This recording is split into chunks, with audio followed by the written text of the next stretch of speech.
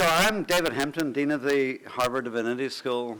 It's my privilege and real delight this evening to welcome all of you to this very special occasion, the inaugural lecture of the Prince Alwaleed bin Talal Chair on Contemporary Islamic Religion and Society at the Harvard Divinity School. I especially want to welcome our wonderful new colleague and this afternoon's distinguished lecturer, Professor Ousmane Kane, and his extended family, some of whom have traveled all the way from Senegal to be with us this evening. So thank you so much for coming and for bringing such color and panache to our gathering. Really appreciate it. So thank you everyone for participating in this celebration, whether in the audience before me or those watching the live webcast, wherever you may be. Thanks for coming. So this new chair is a wonderful gift of Prince Alwaleed bin Talal to support a professor engaged in the study of contemporary Islamic thought and life. It's part of a very generous gift from His Royal Highness Prince Alwaleed to Harvard University in an effort to expand the scope and depth of Islamic studies at Harvard, both to generate new scholarship and to educate a broad range of students at the graduate and undergraduate levels. Professor Kane has been at HDS since the summer of 2012, and tonight, in order to mark this important occasion and to thank the donor, His Royal Highness Prince Alwaleed bin Talal, and his foundation, Professor Kane will present a lecture on From Medieval Sankore to Modern Say, Islamic Institutions of Higher Learning in Africa in Historical and Comparative Perspective. As many of you know, over the past several years, HDS has developed a very fruitful and valuable partnership with the Alwaleed Program in Islamic Studies in Harvard's Faculty of Arts and Sciences. I'm therefore particularly delighted to introduce my colleague and friend, Professor Ali Hassani, the director of the Alwaleed Islamic Studies Program in the Faculty of Arts and Sciences, and professor of Indo-Muslim and Islamic Religion and Cultures, who will take us on our way into our program. Please join me in welcoming Professor Hassani to the lectern.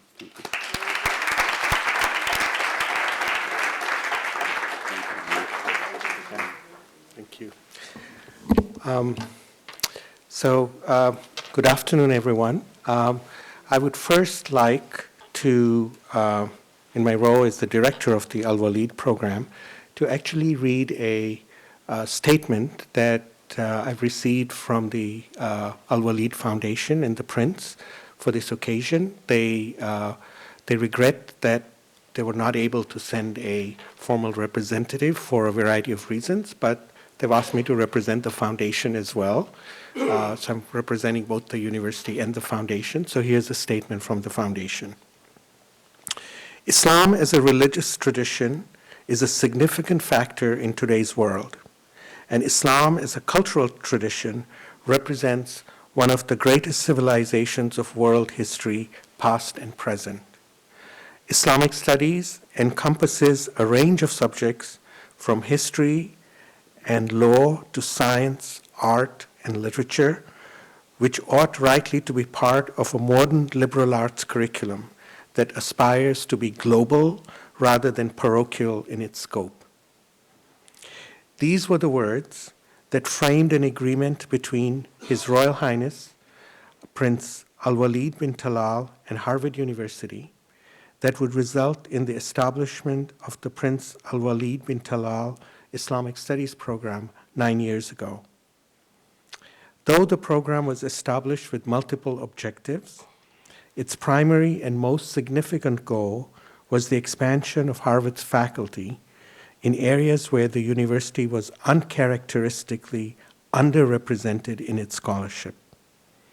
Though at the time, Harvard boasted the largest assemblage of specialists in the English-speaking world in one or other aspect of the Islamic tradition, the focus was chiefly on a broad range of fields of study in the early and middle periods of Islamic history, particularly with the focus on the Middle East. Harvard wisely understood the need to match its depth in traditional Islamic studies with those of non-Middle Eastern and contemporary Islamic scholarship.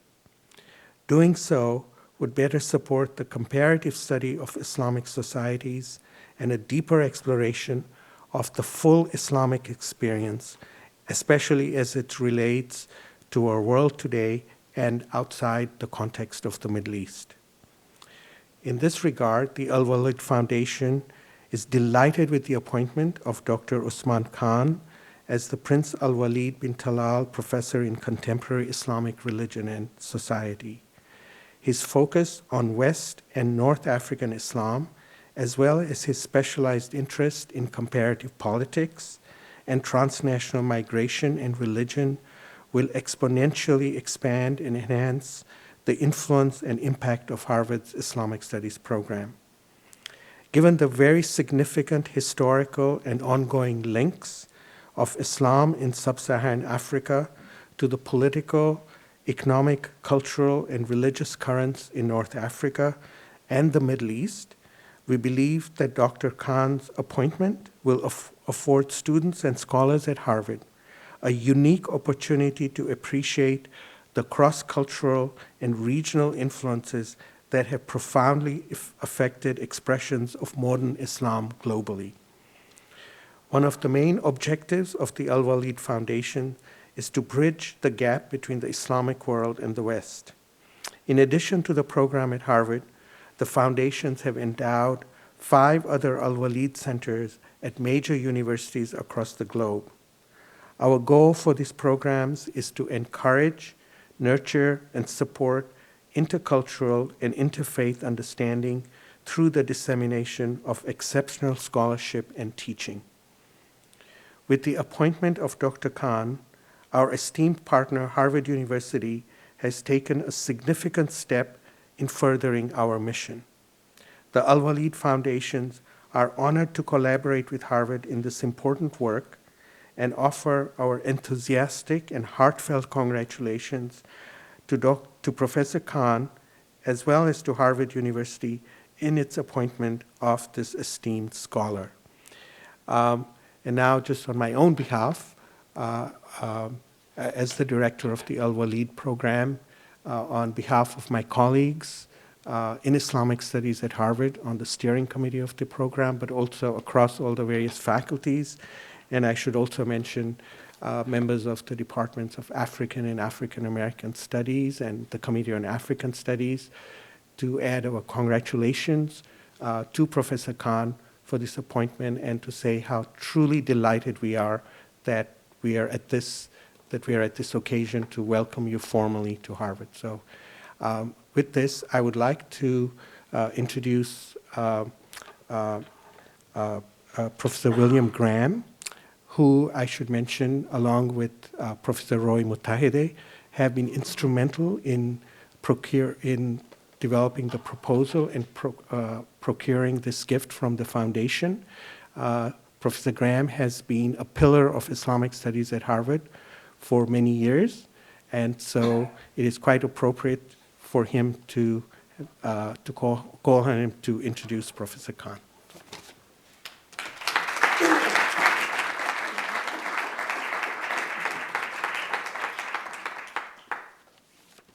Thank you, Ali, very much. It is really an honor as well as a pleasure for me to be able to introduce Ousmane Oumar Kane tonight. And he comes to us as our second Alwaleed professor. The first is here with us in Malika Zaghal. And it is wonderful to have a second Islamicist of such fine stature in our midst. I was happy to serve in my last year as dean here at HDS on the search committee that proposed Professor Kane successfully for the Alwaleed position. And I found reading his work to be really exciting, something one cannot always say about a corpus of work that one has to work through in searches. But I got very excited, as did the other members of the search committee, when we came upon Ousmane's work. And it was simply a pleasure, and we're delighted that we could persuade him to come. His work has been shaped especially by his 8 years of study in Paris between 1985 and 93, where he took BA degrees in both classical and colloquial Arabic and an advanced degree in Islamic studies from the Institut National des Langues et Civilisations Orientales, followed by an MA from the École Supérieure d'Interprètes et Traducteurs of the Sorbonne Nouvelle, and both MPhil and PhD degrees in political science and sociology, finally, all in an 8-year span, from the Institut d'études politiques de Paris, where he was one of its first generation of graduates. Professor Kane taught subsequently in political science at the Université de Saint-Louis in Senegal from 1993 to 2002, during which time he held visiting or postdoctoral posts at a number of places, including the University of Kansas, the School of Oriental and African Studies in London, Yale University, Columbia, and the Wissenschaftskolleg in Berlin. Then from 2002 to 2012, Columbia brought him back as a tenured associate professor of international and public affairs there at Columbia, and he was there when we managed to lure him away and bring him to Harvard. I cannot help but think that Ousmane's deep training in Islamic studies, as well as his magisterial control of Islamic sources in Arabic and at least 3 African languages as well, owes much to his own family heritage. And I think it's wonderful that we have so many representatives of his Senegalese family here. He comes from a long line of Muslim scholars and Sufi leaders, most notably, I expect, his father certainly, but also his well-known, exceptionally well-known and learned grandfather, Sheikh al-Islam Ibrahim Niasse, founder of arguably the largest and most important African Muslim religious movement of the 20th century, that is the Tijani Sufi revival known as Al-Fayda or the Flood. Ousmane Kane's own scholarship has focused first on the history of Islam, specifically Sufism, in West Africa since the 18th century. Here his book, Muslim Modernity in Post-Colonial Nigeria, in 2003, on the changes in Muslim identities in Nigeria during the post-colonial period is especially important to note. A second area that he's worked in has been that of Muslim globalization and global networks. His major contribution to date being The Homeland is the Arena of 2011, a wonderful book about the Senegalese community in New York City and its relations back to the homeland of Senegal. And really, his exploration of the linkages and ongoing traffic and the importance of the religious linkages between the community here and the home community is, I think, a particularly important contribution in general to migration studies, well beyond just the Islamic world. And then finally, his third area of principal scholarly work has been that of Islamic intellectual history, especially the vast Arabic archive, as he calls it, the archive that he has been documenting for years in sub-Saharan Africa. Among several works, his book of 2003, Les Intellectuels non-Europhones, or the non-Europhone intellectuals, is one that I consider to be really groundbreaking. And I remember being stunned upon reading this at the quality and the depth of this slender volume, which happily he is now expanding. And I understand he's told me just before the talk today that he's going to be turning in the manuscript this month.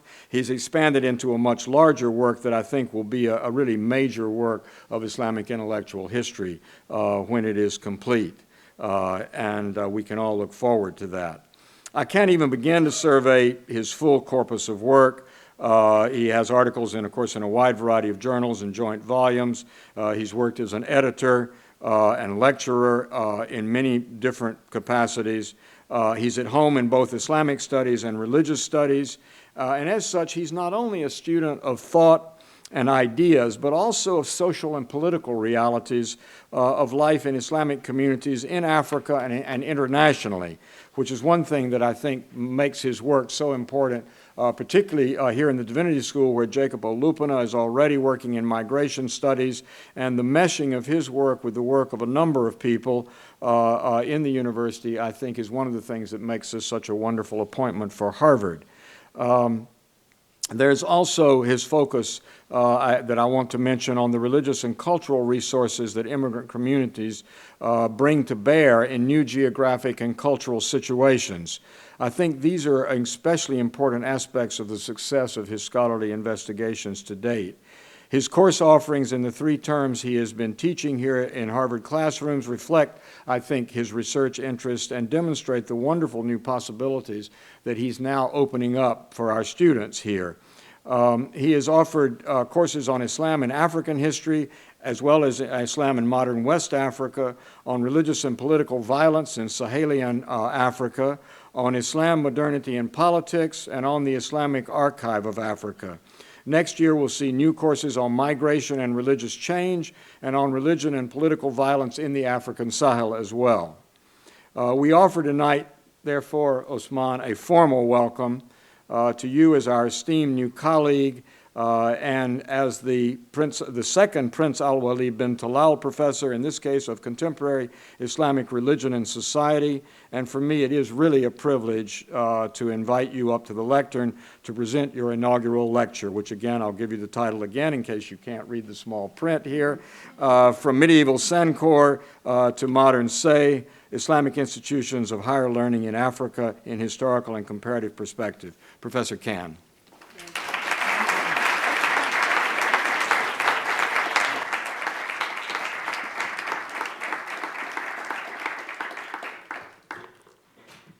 Thank you so much, Professor Graham, for this very generous introduction.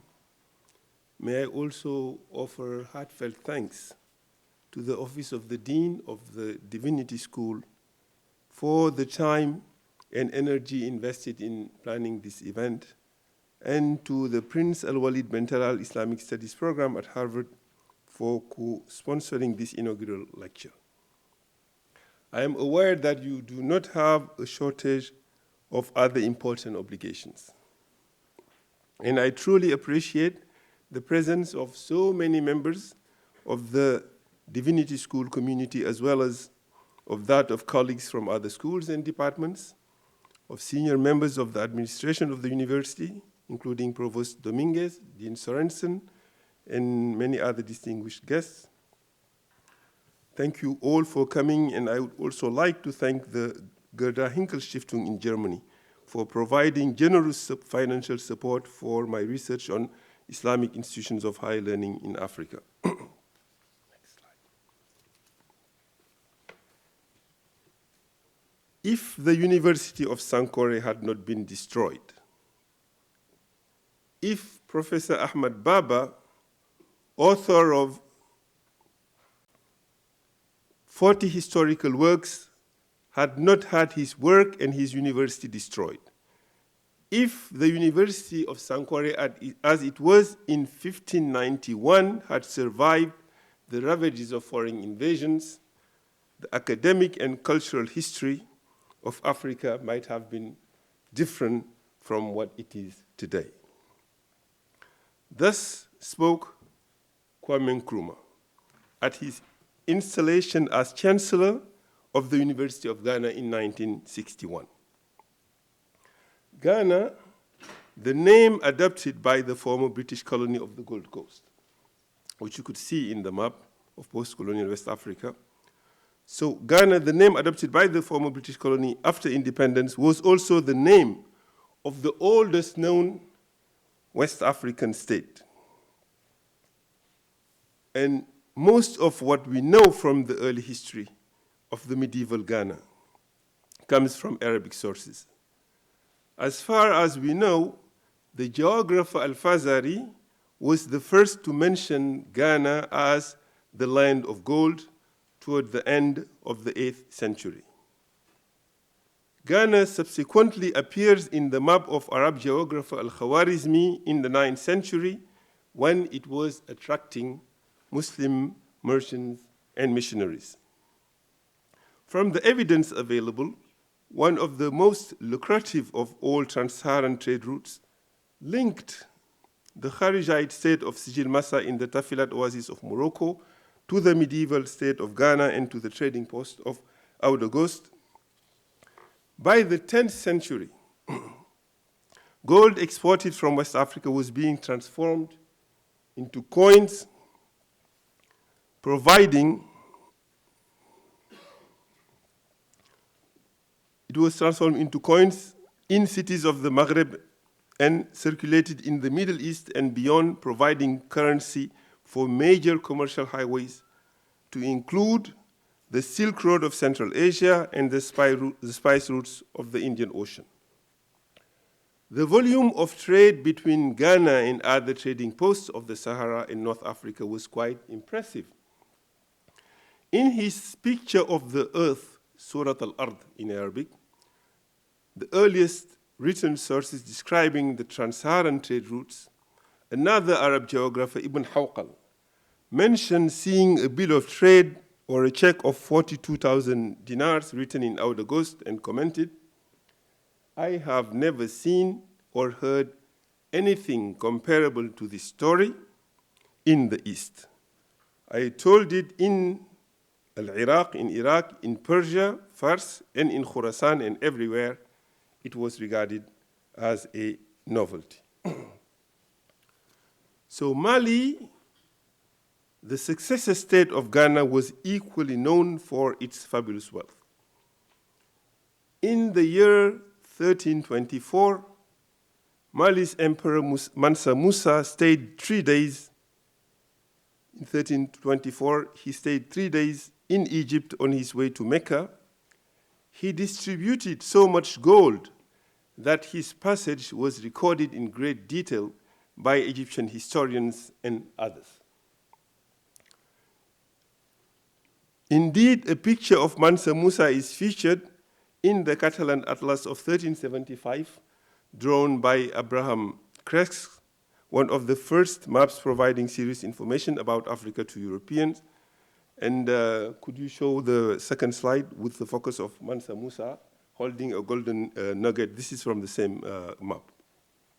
So to make a long story short, West African states ranked among the most prosperous polities anywhere in the world between the 8th and the 16th century.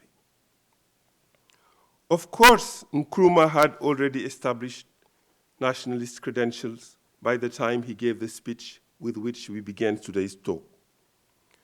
Before becoming the first head of the independent state of Ghana, he served a jail sentence for leading anti-colonial agitation in the Gold Coast.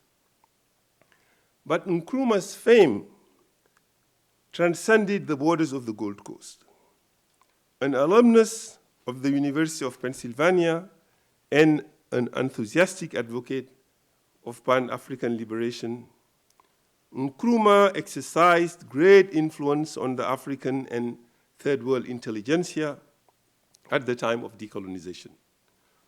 Although Nkrumah was not present at the Afro-Asian Conference of 1955, which heralded the rise of the non-aligned movement, he nevertheless was a major figure of non-alignment.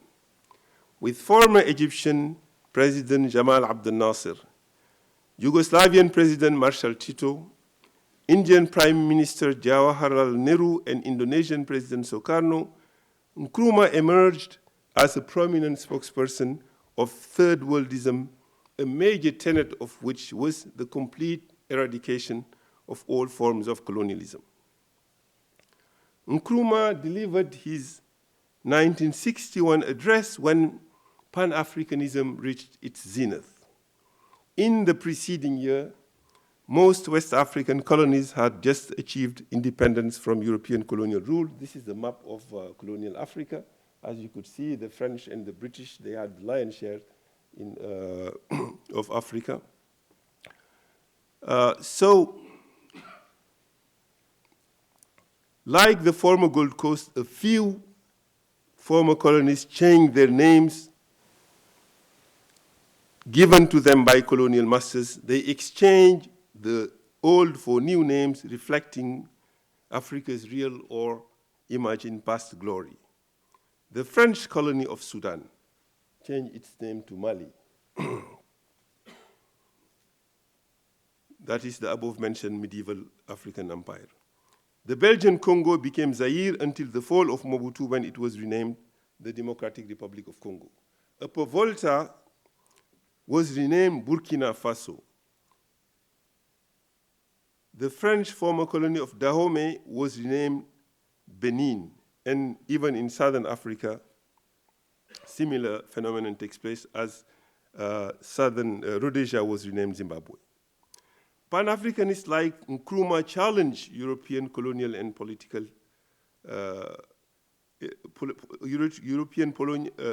Pan-Africanists like Nkrumah challenged European political intellectual hegemony. They dismissed the notion of a civilizing mission which provided justification for the European colonial conquest of Africa. Unlike Pan-Africanists, most Europeans in the 19th century believed that Africa had no history, and prominent among them, of course, among those Europeans was George Wilhelm Friedrich Hegel, who argued in his philosophy of history that Africa is no historical part of the world, denn ist kein geschichtlicher Weltteil. In the process of challenging colonial supremacy, Pan-Africanists like Nkrumah celebrated enthusiastically Africa's contribution to knowledge and civilization, a contribution which Sankore and similar schools in West Africa symbolized. Sankore is one of the oldest known institutions of higher learning in West Africa. When the Church Missionary Society created the Fura Bay College in Freetown, Sierra Leone, in 1827 as the first college offering instruction in a European language in West Africa, Sankore had been in existence for centuries. Timbuktu was founded at the beginning of the 12th century as a camp for desert nomads. The Mosque of Sankore was built in Timbuktu in the 14th century, and by the 16th century, Sankore has become a center of learning that compared favorably with renowned colleges in the Islamic world, attracting students and scholars from West Africa, the Maghreb, and beyond. The rise of intellectual centers like Sankore rested largely on the economic prosperity of the Niger Band, where northern Mali is located. If Mali is today one of the poorest countries on earth, the predecessor empire whose name it adopted was nonetheless a major global supplier of gold. When the Mosque of Sankore was built in the 14th century, an estimated 2/3 of the world's gold came from West Africa, a large part of which transited through Timbuktu. I hasten to add that historians are unsure concerning the amount of gold exported from sub-Saharan Africa to North Africa. According to the best estimates, it was slightly above 1 ton a year between the 9th and the 15th century. But as noted by Ralph Austin, although this may look insignificant compared to the amount of gold produced with the support of modern extracting technologies, medieval mining techniques limited the quantity of gold to be obtained anywhere in the world, and limited geographical knowledge kept the gold of the New World outside major global markets. A large part of the West African gold served to purchase spices and textiles from as far as India and China, which shows its importance for the medieval world economy. The emergence of the Portuguese as a naval power and the discovery of gold in the Americas, among other things, contributed to reduce Timbuktu's prominence. Yet, Timbuktu remained an important commercial and intellectual hub until the Moroccan invasion. In his inaugural address, Kwame Nkrumah lamented the 1591 Moroccan expedition, which precipitated the collapse of Songhai, the last powerful West African medieval empire. Not least because the invasion undermined the economic prosperity of Songhai, a prosperity which had so long supported a vibrant intellectual life. The Moroccan expeditionary force was composed of Spaniard, Arab, and Berber soldiers called Arma from the Arabic word rumat, which means musketeers. Subsequently, the Arma settled in northern Mali, declared their independence from the Saadian Moroccan dynasty, and intermarried with the local elites. But relations between Muslims in North and West Africa survived Arma secession, and they have persisted until the 21st century. On February 18, that is just a couple of weeks ago, King Mohammed VI of Morocco began an African tour that took him to several West African countries, Mali, Guinea, Cote d'Ivoire, Gabon, etc. Throughout the second millennium, Black African, Berbers, and Arabs maintained close contacts, as shown by the Moroccan invasion and the no less infamous slave trade. Their relations have been at times violent. Yet, through intermarriage, trade, diplomacy, and above all, spiritual and intellectual exchanges, they have also been mutually beneficial. Notwithstanding, these intellectual exchanges have so far been the most neglected aspects of North African sub-Saharan relations due to the ways Africa has been invented and studied in the Western academy. In the contemporary academic division of labor in Western universities, North Africa, Morocco, Libya, Tunisia, Algeria, Egypt fall within the realm of Middle Eastern studies, whereas the south of the Sahara, considered Africa proper, is studied within the field of African studies. Such a division of labor has obscured the fact that Arabic language, as both liturgical language and language of learning, was a glue holding together large populations of West Africa and Northern Africa. During the second millennium, the Arabic language played a transformative role in West African history. Some Islamized people in the Sahara gradually deserted their linguistic, cultural, and ethnic identities to claim exclusive Arab ones. Others retained their African languages but used the Arabic script to transcribe them, to compose scholarly treatises, and to chronicle history. Arabic as a linguistic vehicle of knowledge transmission was as important in the history of West Africa as was Latin in medieval Europe. Arabic and Ajami, that is African languages transcribed with the Arabic script, had been a major medium of instruction for Muslims until the rise of Western imperial hegemony in the 19th century. By the 17th century, several clerical communities had begun to flourish in West Africa. We know this not just from the Arabic sources preserved in private and public libraries of West Africa, but also from testimonies of European travelers. Francis Moore, an employee of the Royal African Company of England, a chartered company established in Senegambia, wrote in his travel narratives that in every kingdom and country on each side of the river Gambia, Pular-speaking people spoke Arabic, and that they were generally more learned in the Arabic than the people of Europe are in Latin, for they can, most of them, speak it, though they have a vulgar tongue besides called Foley. Several other explorers before and after Moore, including Ibn Battuta in the 14th century, more on Ibn Battuta later, Leo Africanus, Mungo Park in the 18th century, and René Caillé in the 19th century, have testified to Islamic erudition in West Africa long before the so-called scramble for Africa at the end of the 19th century. So this is what René Caillé had to say. All the Negroes of Timbuktu are able to read the Quran and even know it by heart. In addition, hundreds of thousands of manuscripts are preserved in public and private libraries of West Africa that bear testimony to the Islamic scholarly tradition. They fall broadly into 5 categories. John Hunwick identified 4 of them: historical, pedagogical, devotional, polemical, and I add a 5th category, which is political writings. These 5 overlapping genres form the bulk of the Islamic library in West Africa. In the main, they are written in Arabic, but among the political writings, many were written in Ajami as well.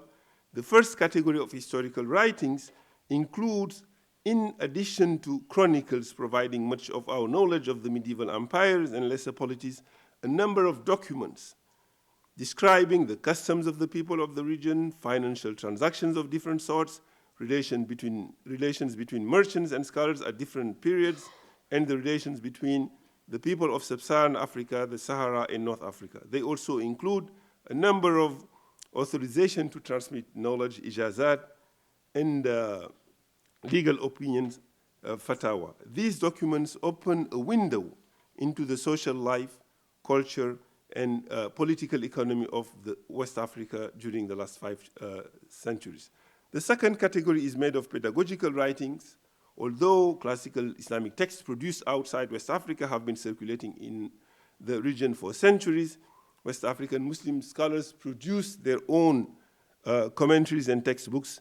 They often wrote versified commentaries of classical texts to make them easier for their students to learn. This is true for the great intellectual centers in present-day Senegal and Mali, as well as for remote regions where Muslim communities were isolated from the major trade networks and where copies of books were difficult to find. The third category of devotional writings is found in most collections of West African Islamic manuscripts. Most Sufi scholars who wrote poems or collections of poems in praise of the Prophet Muhammad and or Sufi saints, and these poems are often recited during Sufi rituals and festivals.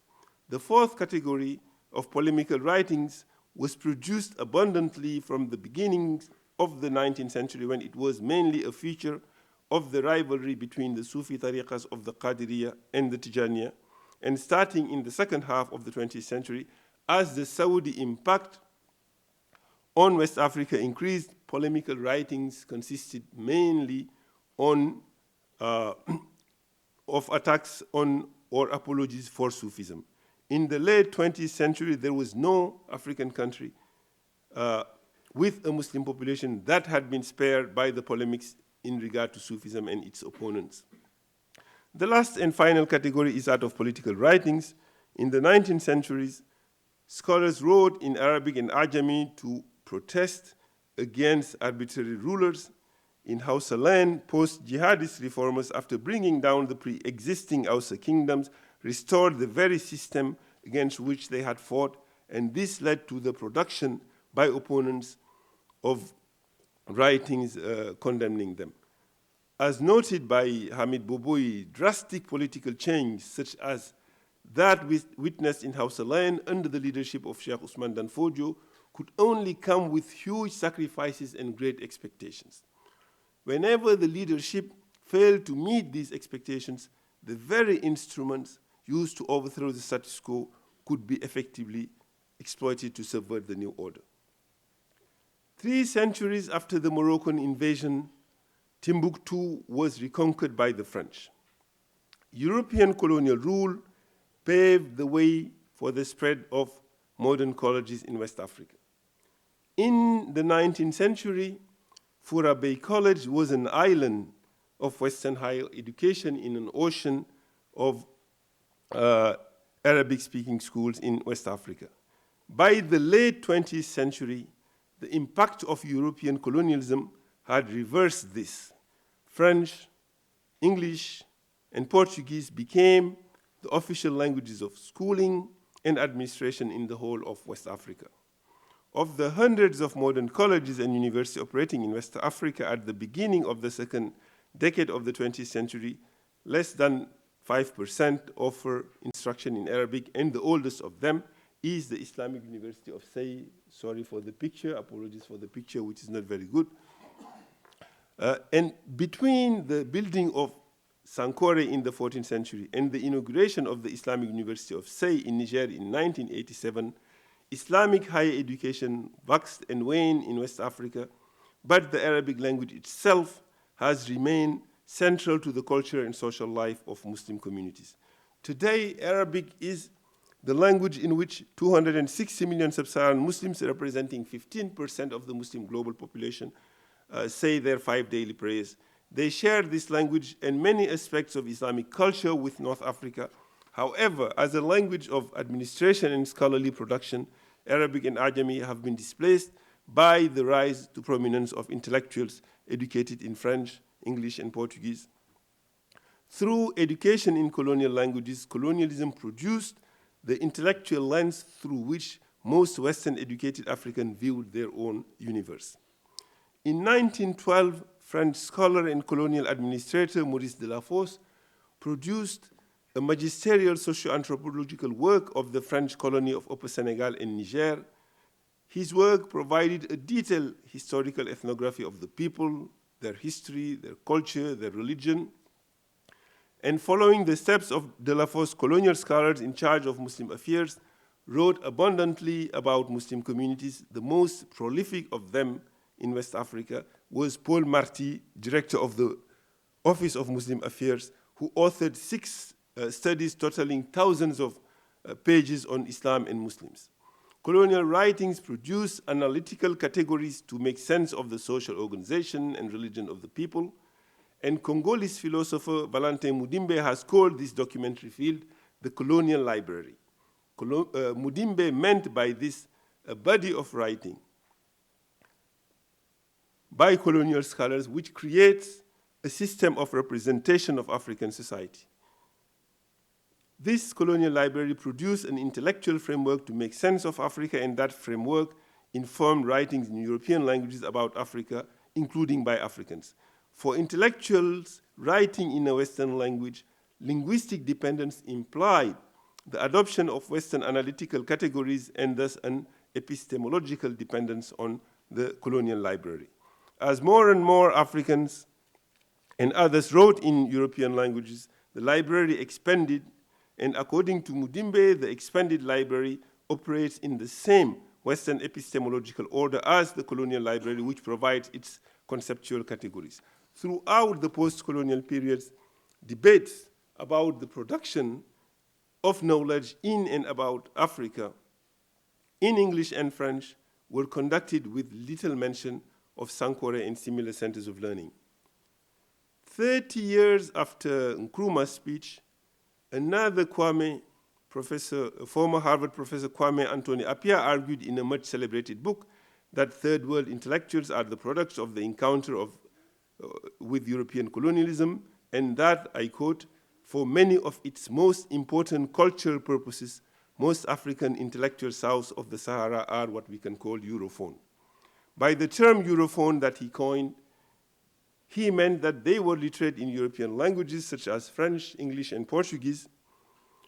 Unlike most Europhone intellectuals, both Kwame Nkrumah and Kwame Appiah did know of the existence of some sort of Islamic intellectual tradition in West Africa.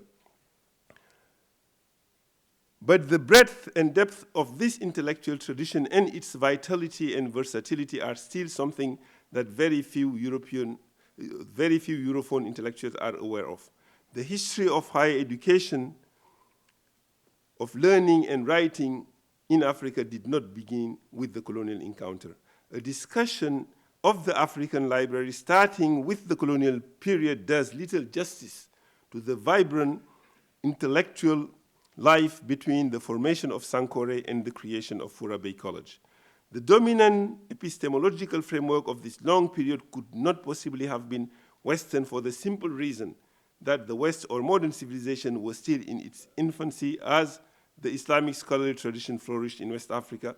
I propose to turn the discussion on the African library on its head to comment on Sankore as a paradigm for knowledge production and transmission. Islamic education in West Africa started at the beginning of the second millennium. Among the eyewitness accounts of this scholarly tradition, a notable one is the globe-trotter Ibn Battuta, who visited medieval Mali in the 14th century and wrote the following about its people.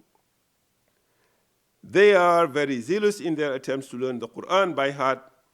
In the event that their children are negligent in this respect, fetters are placed on the children's feet and are left until the children can recite the Quran from memory. On a holiday, I went to see the judge, and seeing his children in chains, I asked him, "Aren't you going to let them go?" He answered, I won't let them go until they know the Quran by heart.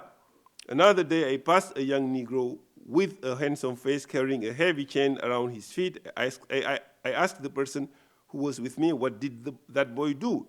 Did he murder someone? The young Negro heard my question and began to laugh. My colleague told me he has been chained up only to force him to commit the Quran to memory. So, important element of what I call Sankore epistemology evident in this testimony is the importance of the memorization of the Quran, and if necessary, through harsh punishment inflicted on the body. Memorization was valued in the classical period of Islamic scholarship and beyond. Islamic studies in West Africa started at the Quranic school, where pupils as young as 5 are admitted and taught to memorize the Quran and write in the Arabic script. Students, including native speakers of Arabic, then and now are unable to understand a text like the Quran at the beginning of their education. Successful completion of Quranic studies paved the way for what we can call higher Islamic studies, in which advanced students are taught a wide variety of subjects. Unlike beginners who learn mostly memorization, higher Islamic studies students develop the linguistic proficiency required to understand the Quran and other religious texts and to speak, write, and debate in Arabic. But even at this stage, memorization remained important in the pedagogy of Islamic studies. This was not just due to the rarity of books and the relatively high cost of paper, although these were important factors. This philosophy of learning considered committing a text to memory, in addition to the conceptual mastery of its content, as a fundamental marker of distinction in scholarship. Ibn Battuta's testimony is evidence of the harsh physical punishment that formed part of the Islamic pedagogy. The goal of religious knowledge was to create a virtuous Muslim subject. Achieving such a goal justifies inflicting physical pains on others or on oneself. As noted by the work of Michel Foucault, Talal Assad, and others, cultivation of technologies of the self was known in ancient societies. Michel Foucault argued that those technologies permit individuals to effect by their own means or with help of others a certain number of operations on their own bodies and souls, thoughts,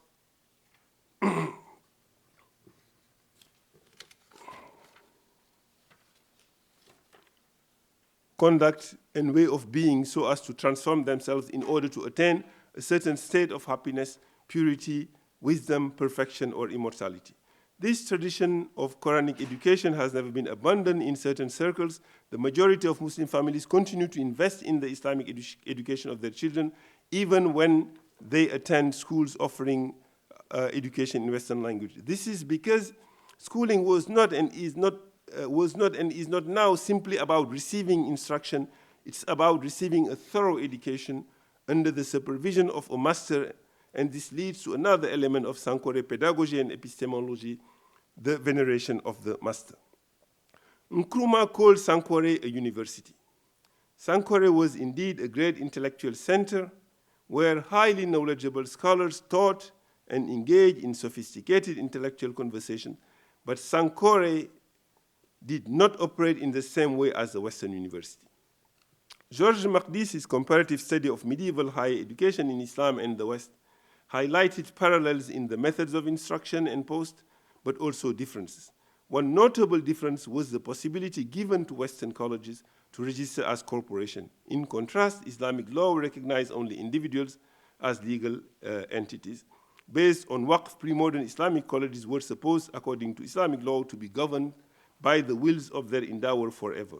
It was the rise of Western imperial hegemony which induced the changes leading to the emergence of university in the modern sense of the term in the Islamic world. There are other differences between the pre-colonial institutions of higher learning in West Africa and the Western university. For instance, there was no single unified curriculum in West Africa in general and in Timbuktu in particular. Unlike in modern university, there was no central administration, no collective recruitment or graduation exam, and no school degree. Kings gave donations and granted privileges to scholars as individuals or to some families, but not to corporations of students and teachers. University libraries, as we know them, did not exist in West Africa. However, West African institutions of higher learning were comprised of very learned scholars, some of whom studied in Egypt with the highest intellectual authority of their time. Many Timbuktu scholars possessed private libraries with hundreds or thousands of books. Prominent among them is Professor Ahmad Baba, whom Nkrumah mentioned in his address. He was one of many prominent Timbuktu scholars whose libraries got confiscated by the Moroccan invaders before being exiled in chains to Marrakesh. All of the exiled Timbuktu scholars died in an epidemic of plague in Morocco, except Ahmad Baba, who ultimately returned to Timbuktu after residing in Morocco between 1591 and 1608. After 2 years of house arrest, Ahmed Baba was freed, but required to remain in residence in Marrakesh and invited to teach in a major Marrakesh college at the time, the Congregational Mosque of the Sharif, now called the Congregational Mosque of the Mawasin. He indeed taught and composed several works in Marrakesh.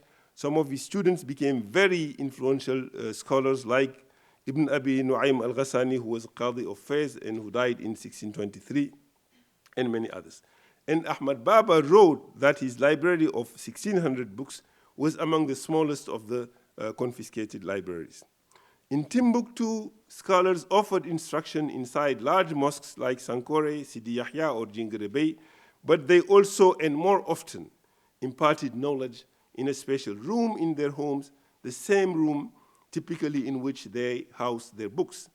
These masters delivered authorization to teach specific texts to their students, and the prestige of the authorizations depended on the pedigree of a scholar. Other things being equal, a scholar authorized to transmit knowledge by a famous master who himself is a former student to another famous master will have more solid credentials than a scholar taught by a less famous master. Knowledge transmission consisted essentially of the receiving of a text handed down through a chain of transmitters from the author to his students and from his students to their students and so on. In major centers like Timbuktu, students found instructors who taught them most subjects, but most students did not live in such centers in West Africa. Quranic education and the initiation to basic text might have been available in many rural and urban centers in the Sahel, but the study of advanced text required that most students travel tens, if not hundreds of or thousands of miles in the village of a sheikh with expertise on a specific subject. In addition to lectures destined to sizable student populations, a system of mentorship linked masters to a smaller number of promising students to whom they imparted knowledge on an individual basis. Members of inner circles of established scholars served also as assistants or secretaries. Through the system of intellectual patron-client relationships called mulazama, students not only studied important books from a master, they also had access to prestigious authorizations to transmit knowledge. They also learned from their masters other forms of knowledge that are not available in books. They learned mystical secrets on how to acquire wealth, influence, or greater piety. The most zealous assistants were likely to obtain the relevant credentials that ensured their gradual insertion in the ranks of respected scholars. More than just credentials, however, the search for knowledge was linked to the struggle for self-improvement. Unlike in modern colleges, there was no fixed time frame for studying a given text or subject. Students could study for many, many years. They might read and listen to a commentary of a major text several times. Students were taught virtues of humility. Students show their devotion to the master through physical work, but also by writing poems in praise of the master. In the surviving Arabic literature of West Africa, one of the most common genres is devotional poetry in praise of a sheikh or a teacher. These may consist of an original poem or expanding an original poem by addition of more verses of a similar meter. In modern Islamic schools like the Islamic University of Say, a teacher provides instruction and may continue to serve as a mentor after the student graduates. He might write reference letters in support of a student's application, but he is typically not believed to have supernatural powers to influence the course of things. In medieval colleges like Sankore, the teacher taught the Quran, rule of grammars, jurisprudence, and other subjects, but he was more than that. The Murabit among Arabic speakers of the Southern Sahara, the Malam among the Hausa, the Cherno among the Pular, the Sering among the Wolof of Senegambia, the Mori among the Mandinko, played a central role in most events punctuating the life cycle. Whether it is birth, death, illness, employment, harvest, travel, he intervenes before and after to pray that their followers and disciples may succeed, survive, and be safe from any reversal of fortune. The cleric is able to do this because he was born a wali, a friend of God. Walaya, sainthood, could be obtained through learning and piety. Spiritual exercises combining retreat from the world, khalwa, repeated recitation of one of the beautiful names of God, dhikr, fasting and nightly vigils were and are still considered to be efficient ways to be promoted to a higher spiritual rank. Once this rank is reached, the cleric can bestow his barakah to his friends and disciples, but he can also harm his enemies. This spiritual economy found its most vivid expression within Sufi orders. Before the 20th century, most of the sheikhs were initiated to Sufism and transmitted the wird, which is a set of litanies to recite daily of Sufi orders. Sufi orders detain a rich arsenal of talismanic secrets. A loyal disciple would accumulate all secrets, but he would have served his master in addition to performing spiritual exercise. If the master is pleased with the disciple, the latter is guaranteed to succeed in this life and the next.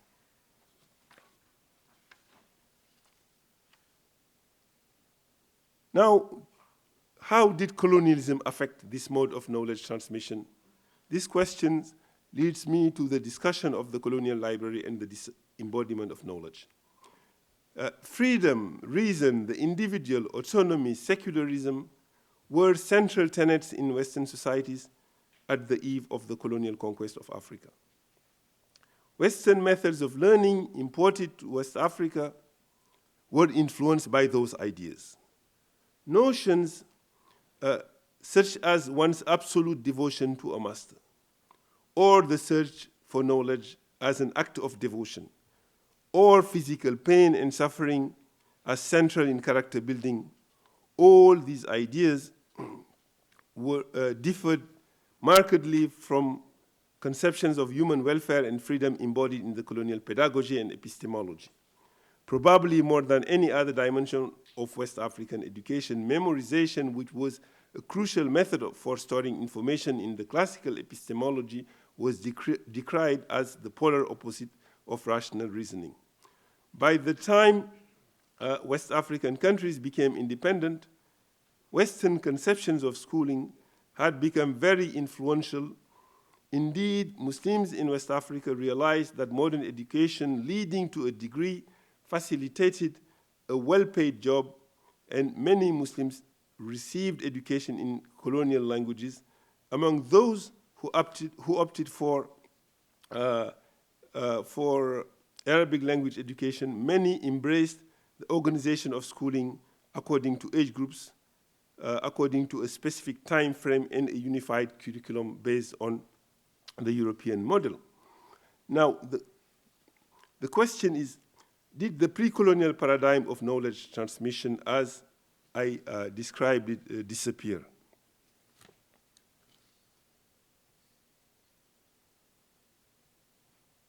To answer this question, a personal note is in order. I was born in a Muslim family in Senegal. My father was primarily Western educated, and my mother, who I thank for being here, belong to an Islamic clerical lineage in which everybody was educated, women and men. Like my siblings and many other Muslim children, I pursued Islamic and Western education simultaneously. I woke up around 6 a.m. to perform the first of the 5 daily prayers and then study a set of verses of the Quran at home until 7:45 a.m., the time to walk to the French school, to the École Clemenceau. At noon, the beginning of the break at Clemenceau, I returned home to resume Quranic studies immediately until 2:45 p.m., the time to walk back to Clemenceau. There was only a short lunch break of no more than 15 minutes. At 5:15, when I arrived home from Clemenceau, the school Clemenceau, I had to resume Quranic studies until the Muslim prayer of the Maghrib or sunset around 7 p.m. Right after the prayer, I would do my public school homework with the help of my senior siblings. I would go to bed between 10 and 11 p.m. after completing my work. On Saturdays and Sundays and during the other school holidays like Christmas and Easter, I studied full-time in the Quranic school. To the question, when did I rest? The answer is during my night sleep.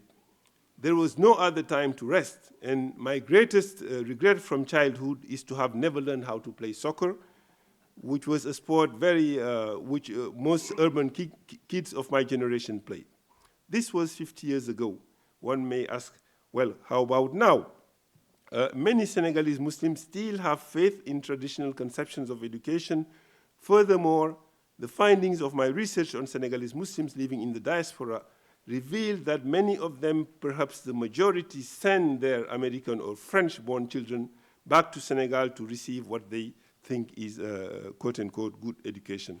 Learning the memorization of the Quran, attitudes of reverence to elders and authority are very central in their understanding of what good education is.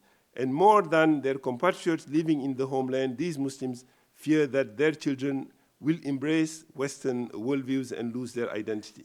To make a long story short, the assumption that colonialism provoked an epistemic shift from the Sankore paradigm, as I describe it, to Western pedagogical and epistemological paradigm does not do justice to the complexity of existing worldviews in worldviews on education in West Africa. Okay, I would like to conclude now. Dean of the Divinity School, Professor David Hampton, Professor Ali Hassani, Director of the Prince Alwaleed bin Talal Islamic Studies Program here at Harvard University, distinguished guests, dear colleagues and students, I have argued that a large part of the intellectual history of West Africa remains to be explored, and that Islam in sub-Saharan Africa must be removed from the ghetto and integrated into mainstream Islamic studies. The endowment of a position devoted to African Islam by the Prince Alwaleed bin Talal Foundation here at Harvard will support the introduction of new courses in the field to the curriculum of the Divinity School and the Faculty of Arts and Science. It will also attract talented students. It has already attracted talented students who I see here, our doctoral students, who will accomplish invaluable work to promote that field. I feel deeply honored to be appointed to this position, and I seize the opportunity to express my gratitude for the warm welcome and generous support for my teaching and research provided by the Divinity School community. I am also grateful to the Department of Near Eastern Languages and Civilizations, the Center for Middle Eastern Studies, and the Committee of African Studies for offering me affiliation and the opportunity to contribute to their activities. Thank you very much for your attention.